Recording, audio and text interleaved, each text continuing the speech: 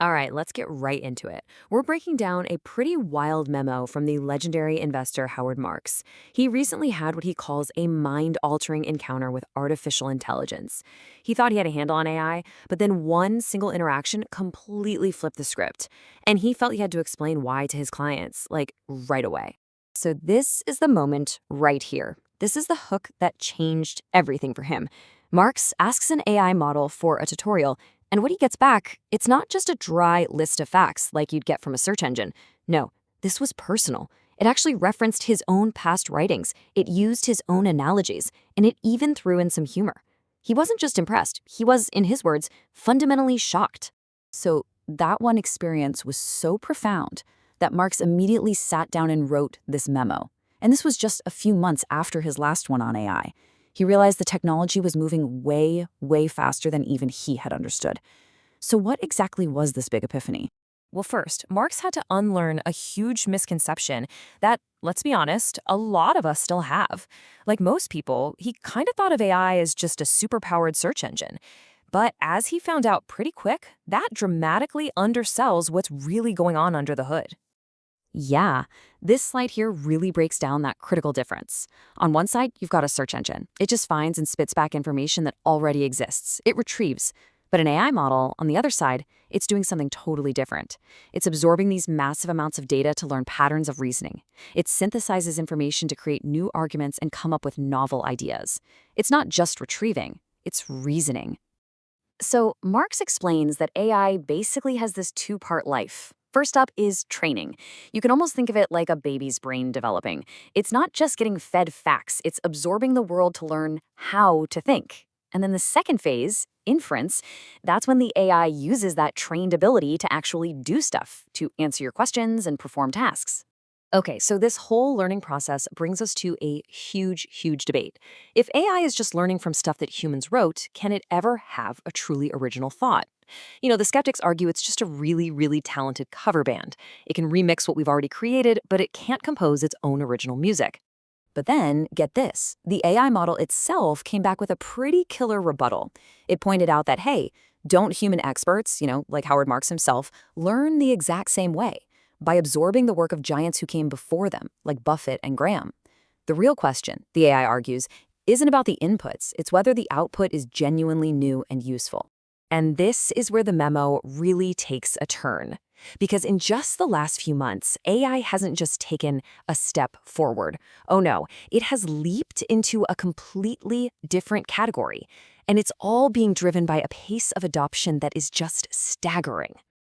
I mean, just look at this timeline. It took something like 40 years for the personal computer to really become mainstream.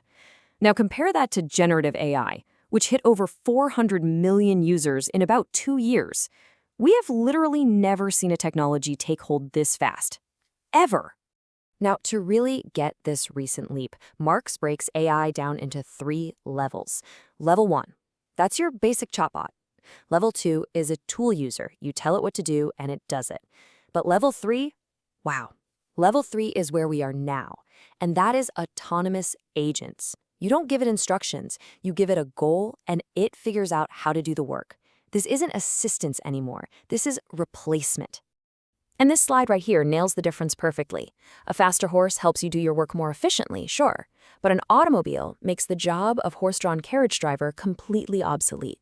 Level 3 AI isn't just a faster horse, it is the automobile. And it's getting ready to restructure our entire economy.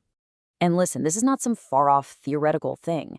A tech CEO, Matt Schumer, wrote that with the newest AI models, he just describes an app he wants in plain English, leaves for a few hours, and then comes back to a finished product.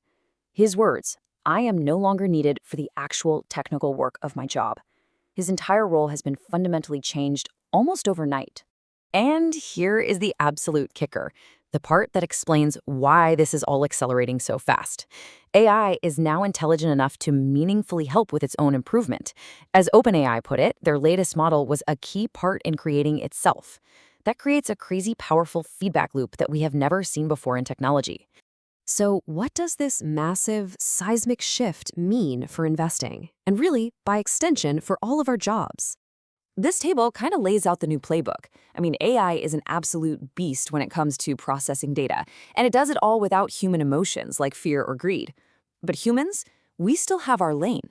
We still hold the edge in truly new situations where there's no historical data to go on. And we excel at judging those squishy, qualitative things, like, is this a great management team? What's the company culture really like? Things an AI can't quite get yet.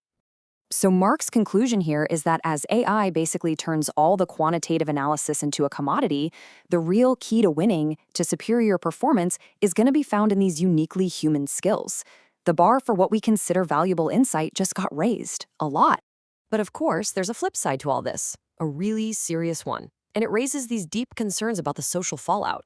Marx gives these concrete examples: an e-commerce firm that could replace 80% of its copywriters, the fact that software companies will need way fewer human coders, and driverless cars threatening millions of jobs. And look, we're not just talking about manual labor anymore. It's the knowledge worker jobs that are now on the line. So, with all this incredible potential and this massive disruption, there is the one obvious billion-dollar question for an investor. Is this whole AI thing just another financial bubble that's waiting to pop?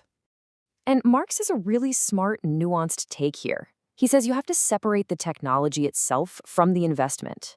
The technology? Oh, it's 100% real. It's not a fad. Its application is already here.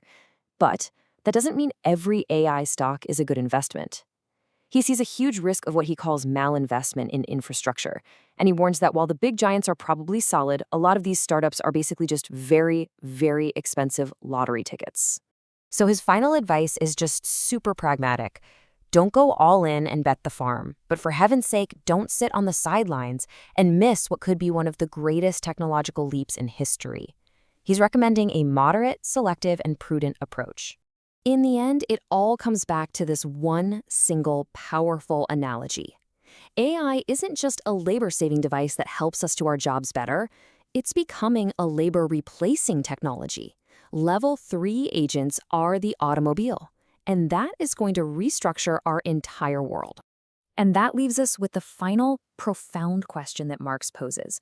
We are facing a technology that is moving faster than we can even think, and it's being adopted faster than our society can possibly adjust to it. So the final question isn't really about stock prices or algorithms, it's about us. What happens then?